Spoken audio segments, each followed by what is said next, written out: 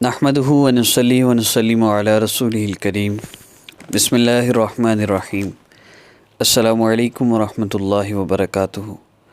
امید کرتا ہوں آپ سب خیریت سے ہوں گے۔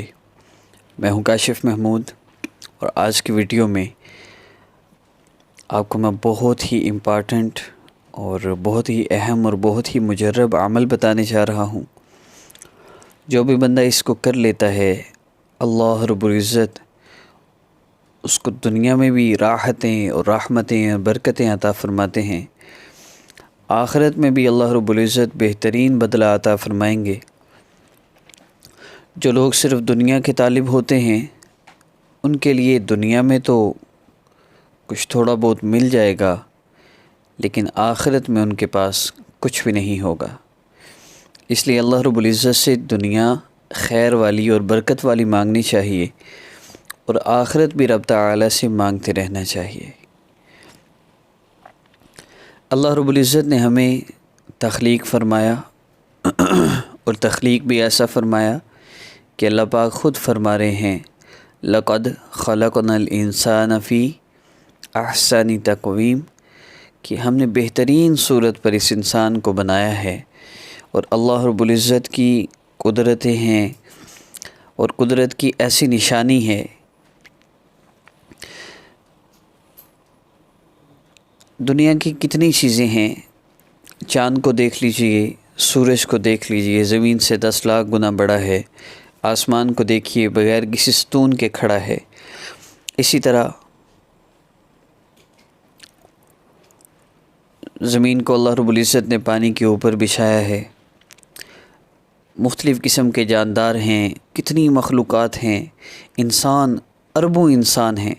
ان اربوں انسان میں سے بھی ایک بندہ ایک لکیر کھینچتا ہے، ایک لکیر 2 4 10 1 لاکھ سرکل لگاتا ہے۔ ان 1 لاکھ میں سے ایک سرکل دوسرے سے لازمی میچ کر جاتا ہے، لیکن اربوں انسانوں میں سے کسی ایک انسان کی بھی آنکھ دوسرے کے انسان سے نہیں ملتی، فنگر پرنٹس نہیں ملتے۔ اللہ رب العزت کی کیسی تخلیق ہے۔ اصل کیا ہے؟ اللہ رب العزت کو پہچان لینا۔ اصل کیا ہے؟ اللہ رب العزت کی محبت کو دل میں بسا لینا، اور اللہ رب العزت کا تعلق حاصل کر لینا۔ اللہ رب العزت نے اتنے احسانات فرمائے، اتنی نعمتوں سے نوازا، جسم میں کتنی نعمتیں ہیں۔ زبان کا بولنا اللہ رب العزت کی نعمت، آنکھوں کا دیکھنا اللہ رب العزت کی نعمت، اور کانوں کا سننا اللہ رب العزت کی نعمت۔ ہماری زبان پر جو لعاب بنتا ہے، یہ اللہ رب العزت کی کتنی بڑی نعمت ہے۔ اگر یہ لعاب بننا بند ہو جائے تو کیا ہو؟ اسی طرح ہماری آنکھ بند ہوتی ہے اور کھلتی ہے۔ اس آنکھ کے بند اور کھلنے پر ایک پانی کا قطرہ اس آنکھ میں آتا ہے، ایک پائپ لگا ہوا ہے، اس سے قطرہ ہماری آنکھ میں آتا ہے، اس سے ہماری آنکھ فلٹر ہوتی ہے، ہماری آنکھ صاف ہو جاتی ہے۔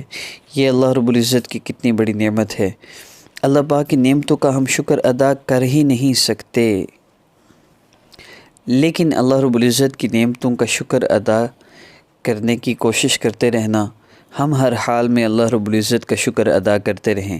تو سب سے پہلی چیز، اگر ہم چاہتے ہیں کہ اللہ پاک ہماری دنیا آخرت کے سارے مسئلوں کو حل فرما دیں، اور ہمیں دنیا کی بھی اللہ پاک نعمتیں عطا فرما دیں اور آخرت کی بھی نعمتیں عطا فرما دیں، تو سب سے پہلی چیز کیا ہے؟ اللہ رب العزت کا شکر ادا کرنا، اللہ پاک کا شکر ادا کرنا۔ جتنا زیادہ شکر ادا کریں گے، اللہ رب العزت جو نعمتیں ہیں پاس، جتنا شکر ادا کریں گے، اللہ رب العزت اتنا زیادہ ان نعمتوں کو بڑھائیں گے جو آپ کے پاس ہیں، اور وہ نعمتیں بھی عطا فرمائیں گے جو پاس نہیں ہیں۔ تو اللہ رب العزت کا شکر ادا کرتے رہنا، اور پھر اللہ رب العزت سے مانگنا بھی، فراوانیاں اور آسانیاں، اس کے لیے دعائیں کرنا۔ تو جو اللہ رب العزت سے مانگے گا، انشاءاللہ اللہ رب العزت اس کو ضرور عطا فرماتے ہیں۔ اللہ فرمانے تم مجھ سے مانگو میں تمہیں دوں گا، اور اللہ رب العزت کسی کی دعا کو رد نہیں فرماتے۔ اللہ رب العزت کی عظمت اور بڑائی اور اللہ رب العزت کا تذکرہ یہ بہت ضروری چیز ہے.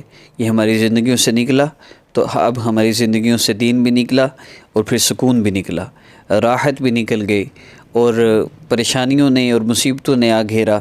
اللہ رب العزت کا تذکرہ، اللہ رب العزت کو یاد رکھنا، ہر حال میں چلتے پھرتے اٹھتے بیٹھتے اللہ رب العزت کا ذکر کا اہتمام ہو. عمل کی ترتیب کی طرف بڑھتے ہیں. سب سے پہلی چیز نماز کی پابندی ہے. 5 وقت نماز کا آپ نے اہتمام کرنا ہے، بہت ضروری ہے. دوسرا، آپ نے گناہوں سے اپنے آپ کو بچانے کی پوری کوشش کرنی ہے. تیسرا، 4 احادیث مبارکہ ہیں، میں ان کا مفہوم عرض کرنے لگا ہوں. ان 4 احادیث مبارکہ کا عمل ہے، اس پہ آپ نے اس کو فالو کرنا ہے. انشاءاللہ اللہ رب العزت آپ جو دعا کریں گے وہ قبول فرمائیں گے. آپ کی جو حاجت ہوگی وہ پوری ہوگی، اور جس مشکل سے آپ نجات چاہیں، جس پریشانی سے نجات چاہیں، آپ کو نجات بھی ملے گی.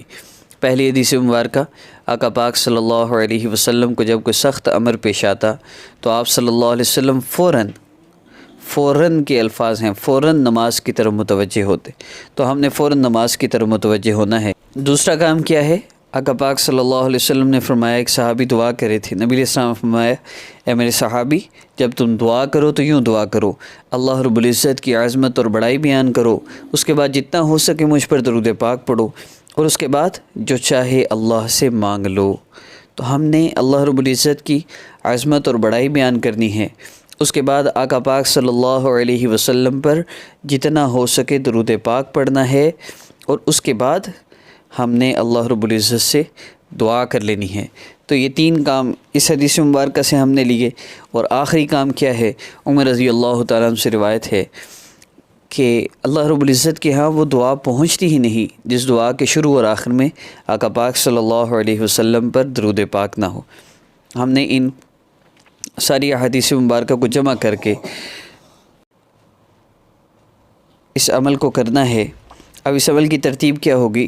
ہم نے اللہ رب العزت کی عظمت اور بڑائی کے لیے سورۃ العصر پڑھنی ہے. والعصر، اس سورہ مبارکہ کو، اعوذ باللہ من الشیطان الرجیم، والعصر ان الانسان لفی خسر الا الذین آمنوا وعملوا الصالحات وتواصوا بالحق وتواصوا بالصبر. اس سورہ مبارکہ کو پڑھنا ہے 11 مرتبہ. اس کے بعد نبی علیہ السلام پہ جتنا ہو سکے درود پاک پڑھ کر پھر اللہ رب العزت سے دعا کرنی ہے، اور آخر میں درود پاک پڑھنا ہے. انشاءاللہ جو دعا کریں گے قبول ہوگی، جو مسئلہ ہوگا حل ہوگا. اس عاجز کو اپنی دعاؤں میں یاد رکھیے گا. السلام علیکم ورحمۃ اللہ وبرکاتہ.